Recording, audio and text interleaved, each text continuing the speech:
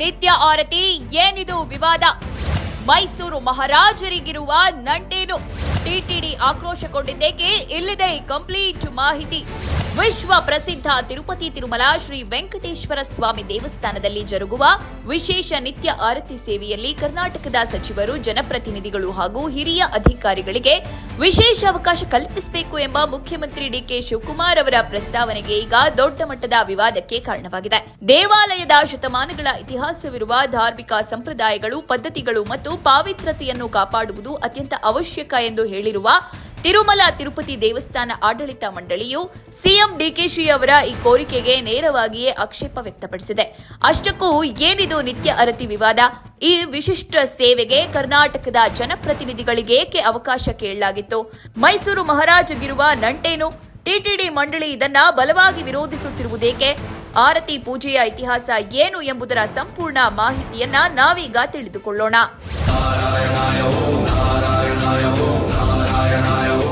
TTD ವಿರೋಧ ಏಕೆ? ಮುಖ್ಯಮಂತ್ರಿ ಡಿಕೆ ಶಿವಕುಮಾರ್ ಅವರ ಪ್ರಸ್ತಾವನೆಗೆ ಸೋಮವಾರ ವಿಡಿಯೋ ಹೇಳಿಕೆ ಮೂಲಕ ಪ್ರತಿಕ್ರಿಯಿಸಿರುವ ಟಿಟಿಡಿ ಆಡಳಿತ ಮಂಡಳಿ ಸದಸ್ಯ ಜಿ ಭಾನುಪ್ರಕಾಶ್ ರೆಡ್ಡಿ, ತಿರುಪತಿ ದೇವಸ್ಥಾನವನ್ನ ರಾಜಕೀಯ ಚಟುವಟಿಕೆಗಳ ಕೇಂದ್ರವನ್ನಾಗಿ ಮಾಡಬಾರದು ಎಂದು ಅಸಮಾಧಾನ ವ್ಯಕ್ತಪಡಿಸಿದ್ದಾರೆ.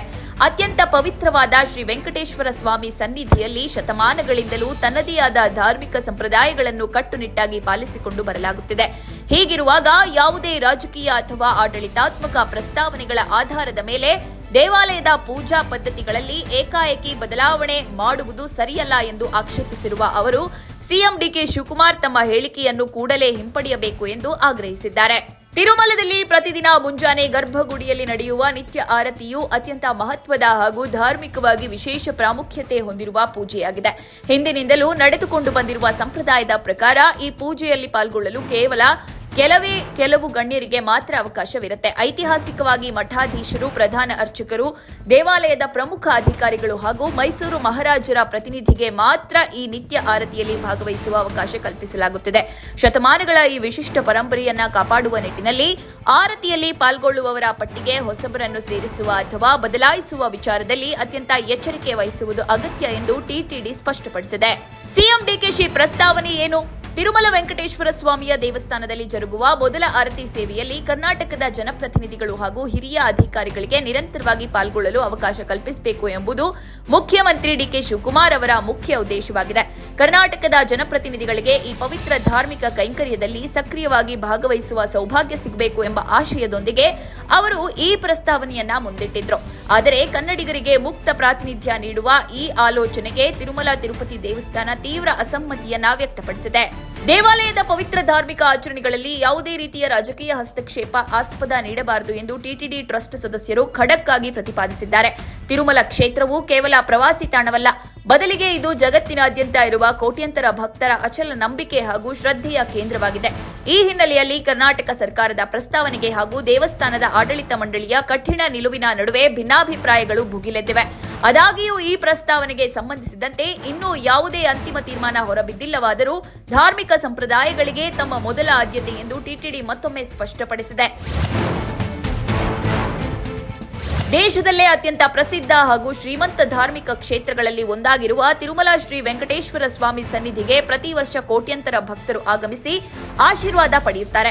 ದೇವಸ್ಥಾನದಲ್ಲಿ ನಡೆಯುವ ಪೂಜಾ ವಿಧಿವಿಧಾನಗಳು, ಧಾರ್ಮಿಕ ಆಚರಣೆಗಳು ಮತ್ತು ಪ್ರಾಚೀನ ಸಂಪ್ರದಾಯಗಳ ರಕ್ಷಣೆಯ ವಿಷಯದಲ್ಲಿ ಟಿಟಿಡಿ ಅನಾದಿ ಕಾಲದಿಂದಲೂ ಅತ್ಯಂತ ಕಟ್ಟುನಿಟ್ಟಿನ ನಿಯಮಾವಳಿಗಳನ್ನು ಪಾಲಿಸಿಕೊಂಡು ಬಂದಿದೆ.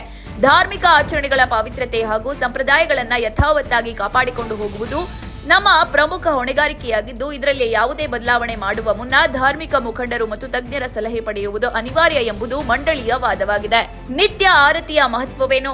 ತಿರುಮಲ ಶ್ರೀ ವೆಂಕಟೇಶ್ವರ ಸ್ವಾಮಿ ಸನ್ನಿಧಿಯಲ್ಲಿ ಪ್ರತಿದಿನ ಮುಂಜಾನೆ ಗರ್ಭಗುಡಿಯೊಳಗೆ ಜರುಗುವ ನಿತ್ಯ ಆರತಿಯು ಅತ್ಯಂತ ಮಹತ್ವದ ಹಾಗೂ ಧಾರ್ಮಿಕವಾಗಿ ವಿಶೇಷ ಪ್ರಾಮುಖ್ಯತೆ ಹೊಂದಿರುವ ದಿವ್ಯ ಪೂಜಾ ಕೈಂಕರ್ಯವಾಗಿದೆ. ಇದು ಕೇವಲ ಒಂದು ಧಾರ್ಮಿಕ ವಿಧಿವಿಧಾನವಾಗಿರದೆ ಶತಮಾನಗಳ ಪರಂಪರೆಯನ್ನು ಹೊಂದಿರುವ ಪರಮ ಪವಿತ್ರವಾದ ಸೇವೆಯಾಗಿದ್ದು, ಸ್ವಾಮಿಯ ಸಾನ್ನಿಧ್ಯದ ದೈವಿಕ ಶಕ್ತಿ ಮತ್ತು ಪ್ರಶಾಂತತೆಯನ್ನ ಕಾಯ್ದುಕೊಳ್ಳುವ ಅತ್ಯುನ್ನತ ಆಚರಣೆಯಾಗಿದೆ. ಅತ್ಯಂತ ಸೀಮಿತ ಗಣ್ಯರಿಗೆ ಮಾತ್ರ ಭಾಗವಹಿಸಲು ಅವಕಾಶವಿರುವ ಈ ವಿಶಿಷ್ಟ ಪೂಜೆಯಲ್ಲಿ ಮೈಸೂರು ಮಹಾರಾಜರ ಪ್ರತಿನಿಧಿ ಸೇರಿದಂತೆ ನಿರ್ದಿಷ್ಟ ಧಾರ್ಮಿಕ ಮುಖಂಡರು ಮತ್ತು ಅರ್ಚಕರು ಮಾತ್ರ ಪಾಲ್ಗೊಳ್ಳುವ ಮೂಲಕ ದೇವಾಲಯದ ಆಚಾರ ವಿಚಾರಗಳನ್ನು ಯಥಾವತ್ತಾಗಿ ಮುನ್ನಡೆಸಿಕೊಂಡು ಹೋಗುವ ಪರಮ ಸಂಪ್ರದಾಯ ಇಂದಿಗೂ ಜೀವಂತವಾಗಿದೆ. ಮೈಸೂರು ಮಹಾರಾಜರ ಸಂಬಂಧ ಏನು? ತಿರುಮಲ ಶ್ರೀ ವೆಂಕಟೇಶ್ವರ ಸ್ವಾಮಿ ಸನ್ನಿಧಿಗೂ ಕರ್ನಾಟಕಕ್ಕೂ ಶತಮಾನಗಳ ಐತಿಹಾಸಿಕ ಸಂಬಂಧವಿದ್ದು, ದೇವಸ್ಥಾನದ ಇತಿಹಾಸದಲ್ಲಿ ಮೈಸೂರು ಸಂಸ್ಥಾನದ ಕೊಡುಗೆ ಅಪಾರವಾಗಿದೆ. ಮೈಸೂರು ಮಹಾರಾಜರ ಕಾಲದಲ್ಲಿ ಗರ್ಭಗುಡಿಯೊಳಗೆ ನಿರಂತರವಾಗಿ ಬೆಳಗುವ ಬ್ರಹ್ಮದೀಪ, ಮಹಾರಾಜ ದೀಪ ಮತ್ತು ಅಖಂಡ ದೀಪಗಳಿಗಾಗಿ ಪ್ರತಿದಿನ 5 ಕೆಜಿ ಪರಿಶುದ್ಧವಾದ ತುಪ್ಪವನ್ನ ಕಾಣಿಕೆಯಾಗಿ ನೀಡುವ ಅತ್ಯಂತ ವಿಶಿಷ್ಟವಾದ ಸಂಪ್ರದಾಯವನ್ನ ಆಚರಣೆಗೆ ತರಲಾಗಿತ್ತು. ಈ ಸುದೀರ್ಘ ಧಾರ್ಮಿಕ ಮತ್ತು ಆರ್ಥಿಕ ಕೊಡುಗೆಗಳನ್ನು ಗೌರವಿಸಿ ಪ್ರತಿದಿನ ಮುಂಜಾನೆ ಸುಪ್ರಭಾತ ಸೇವೆಯ ನಂತರ ನೆರವೇರುವ ದಿನದ ಮೊದಲ ಆರತಿಯನ್ನು ಸಾಂಪ್ರದಾಯಿಕವಾಗಿ ಕರ್ನಾಟಕ ಆರತಿ ಎಂಬ ಹೆಸರಿನಲ್ಲಿ ಸಲ್ಲಿಸುವ ಐತಿಹಾಸಿಕ ಹಕ್ಕನ್ನು ದೇವಸ್ಥಾನದ ಆಡಳಿತ ಮಂಡಳಿಯು ಮೈಸೂರು ರಾಜಮನೆತನಕ್ಕೆ ನೀಡಿದೆ. ಇದೇ ಕಾರಣಕ್ಕೆ ಮೈಸೂರು ಮಹಾರಾಜರ ಅಥವಾ ಅವರ ಅಧಿಕೃತ ಪ್ರತಿನಿಧಿಯ ಸಮ್ಮುಖದಲ್ಲಿ ಈ ಪ್ರಥಮ ಆರತಿಯನ್ನ ನೆರವೇರಿಸಿ ಗೌರವ ಸಲ್ಲಿಸುವ ಪದ್ಧತಿ ಇಂದಿಗೂ ಅತ್ಯಂತ ಪವಿತ್ರವಾಗಿ ನಡೆದುಕೊಂಡು ಬಂದಿದೆ. ನಿತ್ಯ ಆರತಿಯ ಇತಿಹಾಸವೇನು? ವೆಂಕಟೇಶ್ವರ ಸ್ವಾಮಿ ಸನ್ನಿಧಿಯಲ್ಲಿ ಮುಂಜಾನೆ ಜರುಗುವ ಮೊದಲ ಆರತಿ ಅಥವಾ ನಿತ್ಯ ಆರತಿಯ ಇತಿಹಾಸವು ಕರ್ನಾಟಕದ ಭವ್ಯ ರಾಜವಂಶಗಳ ಐತಿಹಾಸಿಕ ಕೊಡುಗೆಗಳೊಂದಿಗೆ ಆಳವಾಗಿ ಬೆಸೆದುಕೊಂಡಿದೆ. ವಿಜಯನಗರ ಸಾಮ್ರಾಜ್ಯದ ಪತನದ ನಂತರವೂ ಮೈಸೂರು ಸಂಸ್ಥಾನ ಸೇರಿದಂತೆ ಕರ್ನಾಟಕದ ಹಲವು ರಾಜವಂಶಗಳು ತಿರುಪತಿ ದೇವಸ್ಥಾನಕ್ಕೆ ಅಪಾರವಾದ ಆರ್ಥಿಕ ನೆರವು, ಚಿನ್ನಾಭರಣ ಹಾಗೂ ದತ್ತಿಗಳನ್ನು ಕಾಣಿಕೆಯಾಗಿ ನೀಡುತ್ತಾ ಬಂದಿದ್ದವು. ಈ ಐತಿಹಾಸಿಕ ಕೊಡುಗೆಗಳನ್ನು ಮತ್ತು ಭಕ್ತಿಯನ್ನು ಗೌರವಿಸುವ ಸಲುವಾಗಿ ಪ್ರತಿದಿನ ಬೆಳಗ್ಗೆ ಸುಪ್ರಭಾತ ಸೇವೆಯ ನಂತರ ನೆರವೇರುವ ದಿನದ ಮೊದಲ ಕರ್ಪೂರದ ಆರತಿಯನ್ನು ಸಾಂಪ್ರದಾಯಿಕವಾಗಿ ಕರ್ನಾಟಕ ಆರತಿ ಎಂಬ ಹೆಸರಿನಲ್ಲಿ ಸಲ್ಲಿಸುವ ವಿಶಿಷ್ಟ ಪದ್ಧತಿಯನ್ನು ಜಾರಿಗೆ ತರಲಾಯಿತು. ಅಂದಿನಿಂದ ಇಂದಿನವರೆಗೂ ಕರ್ನಾಟಕ ಸರ್ಕಾರದ ಪರವಾಗಿ ನೇಮಕಗೊಂಡ ವಿಶೇಷ ಅಧಿಕಾರಿ ಅಥವಾ ಮೈಸೂರು ಸಂಸ್ಥಾನದ ಪ್ರತಿನಿಧಿ ಮಾತ್ರ ಈ ಪವಿತ್ರವಾದ ಮೊದಲ ಆರತಿಯ ಗೌರವವನ್ನ ಸ್ವೀಕರಿಸುವ ಐತಿಹಾಸಿಕ ಸಂಪ್ರದಾಯ ನಿರಂತರವಾಗಿ ನಡೆದುಕೊಂಡು ಬಂದಿದೆ.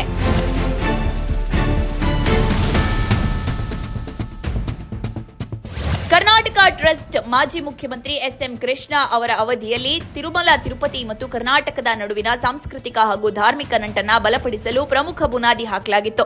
ಮೈಸೂರು ಮಹಾರಾಜರ ಕಾಲದಲ್ಲಿ ದೇವಸ್ಥಾನಕ್ಕೆ ನೀಡಲಾಗಿದ್ದ 7 ಎಕರೆ ಜಾಗದಲ್ಲಿ ಕನ್ನಡಿಗ ಭಕ್ತರ ಅನುಕೂಲಕ್ಕಾಗಿ ಬೃಹತ್ ಭವನ ಹಾಗೂ ಮೂಲಸೌಕರ್ಯಗಳನ್ನು ನಿರ್ಮಿಸುವ ಉದ್ದೇಶದಿಂದ ಎಸ್.ಎಂ. ಕೃಷ್ಣ ಅವರು ತಮಗಿದ್ದ ವಿಶೇಷ ಆಸಕ್ತಿಯಿಂದ ಕರ್ನಾಟಕ ಟ್ರಸ್ಟ್ ಒಂದನ್ನು ರಚಿಸಿದ್ದರು. ಅಷ್ಟೇ ಅಲ್ಲದೆ ಪ್ರಸ್ತುತ ಮುಖ್ಯಮಂತ್ರಿಯಾಗಿರುವ ಡಿ.ಕೆ. ಶಿವಕುಮಾರ್ ಅವರನ್ನ ಈ ಟ್ರಸ್ಟ್ನ ಅಧ್ಯಕ್ಷರನ್ನಾಗಿ ನೇಮಿಸಿ ಆ ಯೋಜನೆಯ ಜವಾಬ್ದಾರಿಯನ್ನ ವಹಿಸಿದ್ರು. ಆದರೆ ನಂತರದಲ್ಲಿ ಸರ್ಕಾರ ಬದಲಾದ ಕಾರಣ ಆ ಬೃಹತ್ ಕಟ್ಟಡ ನಿರ್ಮಾಣ ಕಾರ್ಯ ಪೂರ್ಣಗೊಳ್ಳಲು ಸಾಧ್ಯವಾಗಲಿಲ್ಲ. ಇತ್ತೀಚೆಗೆ ತಿರುಪತಿಯ ನಿತ್ಯ ಮೊದಲ ಆರತಿಯ ಪ್ರೋಟೋಕಾಲ್ ಬದಲಾವಣೆ ವಿಚಾರ ಮುನ್ನೆಲೆಗೆ ಬಂದಾಗ ಸಿಎಂ ಡಿ.ಕೆ. ಶಿವಕುಮಾರ್ ಅವರು ಅಂದಿನ ಎಸ್.ಎಂ. ಕೃಷ್ಣ ಅವರ ಈ ಪ್ರಯತ್ನ ಹಾಗೂ ರಾಜಮನೆತನದ ನಂಟನ್ನ ನೆನಪಿಸಿಕೊಂಡಿದ್ದಾರೆ. ಅಂದಹಾಗೆ ಪ್ರಸ್ತುತ ಈ ವಿವಾದವು ಕೇವಲ ಧಾರ್ಮಿಕ ವಲಯಕ್ಕಷ್ಟೇ ಸೀಮಿತವಾಗಿರದೆ ರಾಜಕೀಯವಾಗಿಯೂ ತಲ್ಲಣ ಸೃಷ್ಟಿಸುವ ಮುನ್ಸೂಚನೆ ನೀಡಿದೆ. ಕರ್ನಾಟಕ ಸರ್ಕಾರದ ಪ್ರಸ್ತಾವನೆಗೆ ಆಂಧ್ರಪ್ರದೇಶದ ಟಿಟಿಡಿ ಆಡಳಿತ ಮಂಡಳಿ ಬಲವಾಗಿ ಆಕ್ಷೇಪ ವ್ಯಕ್ತಪಡಿಸಿರುವುದರಿಂದ ಮುಂಬರುವ ದಿನಗಳಲ್ಲಿ ನಡೆಯಲಿರುವ ಚರ್ಚೆಗಳು ಹಾಗೂ ನಿರ್ಧಾರಗಳ ಮೇಲೆ ಎಲ್ಲರ ಕಣ್ಣು ನೆಟ್ಟಿದೆ. ಸದ್ಯಕ್ಕೆ ತಿರುಮಲ ದೇವಾಲಯದ ನಿತ್ಯ ಆರತಿ ಸೇವೆಯು ಆಡಳಿತಾತ್ಮಕ ಪ್ರಾತಿನಿಧ್ಯ ಹಾಗೂ ಧಾರ್ಮಿಕ ಸಂಪ್ರದಾಯಗಳ ನಡುವಿನ ಸಮತೋಲನದ ಕುರಿತು ದೊಡ್ಡ ಪ್ರಶ್ನೆಯನ್ನ ಹುಟ್ಟುಹಾಕಿದ್ದು, ಶತಮಾನಗಳ ಇತಿಹಾಸವಿರುವ ಪದ್ಧತಿಗಳನ್ನ ಬದಲಾಯಿಸುವ ವಿಚಾರದಲ್ಲಿ ಟಿಟಿಡಿ ಹೆಜ್ಜೆ ಹೆಜ್ಜೆಗೂ ಎಚ್ಚರಿಕೆಯ ನಿಲುವನ್ನ ಪ್ರದರ್ಶಿಸ್ತಾ ಇದೆ.